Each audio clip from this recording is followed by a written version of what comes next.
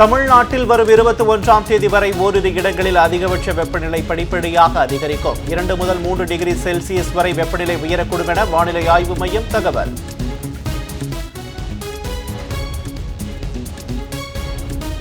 மாம்பழ சீசன் தொடங்கியதால் களை கட்டிய கோயம்பேடு சந்தை. செந்தூரா, அல்போன்சா, பங்கனப்பள்ளி, மல்கோவா, இமாம் பசந்த் உள்ளிட்ட மாம்பழங்களின் விற்பனை அமோகம்.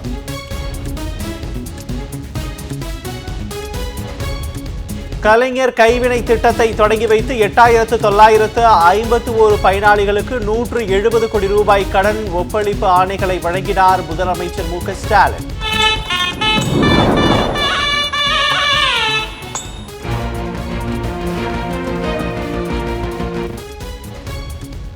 அனைத்து கைவினை கலைஞர்களின் சமூக பொருளாதார மேம்பாட்டுக்காக உருவாக்கப்பட்ட திட்டம் என பெருமிதம்.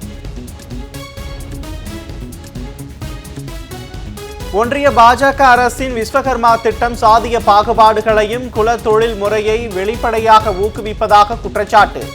கலைஞர் கைவினை திட்டம் சமூக நீதி மற்றும் மனித உரிமையை நிலைநாட்டும் என முதலமைச்சர் மு.க. ஸ்டாலின் உறுதி.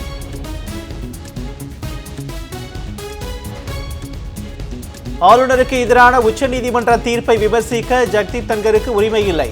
குடியரசுத் தலைவர், குடியரசு துணைத் தலைவர், ஆளுநர்கள் நடுநிலை வகிக்க வேண்டும் என டைம்ஸ் ஆஃப் இந்தியா நாளேடு சிறப்பு கட்டுரை.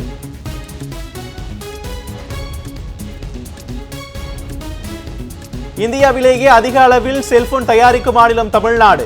தொழில்துறை அமைச்சர் டி.ஆர்.பி. ராஜா பெருமிதம்.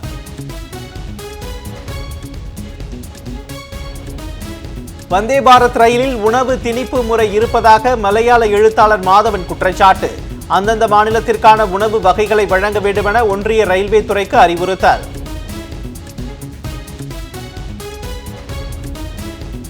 ஆப்கானிஸ்தான் தஜிகிஸ்தான் எல்லைப்பகுதியில் நிலநடுக்கம். வீடுகள் கட்டடங்கள் குலுங்கியதால் மக்கள் வீதிகளில் தஞ்சம். ஜம்மு காஷ்மீரிலும் நிலநடுக்கம் உணரப்பட்டதால் மக்கள் அச்சம்.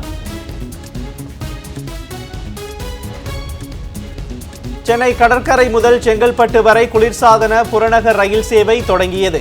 கட்டணத்தை குறைக்க வேண்டுமென ரயில்வே துறைக்கு பயணிகள் கோரிக்கை. ஐபிஎல் போட்டித் தொடரில் இன்று 2 ஆட்டங்கள். பிற்பகலில் நடைபெறும் லீக் போட்டியில் குஜராத், டெல்லி அணிகள் மோதல். இரவு 7 மணிக்கு நடைபெறும் மற்றொரு போட்டியில் ராஜஸ்தான், லக்னோ பல பரீட்சை.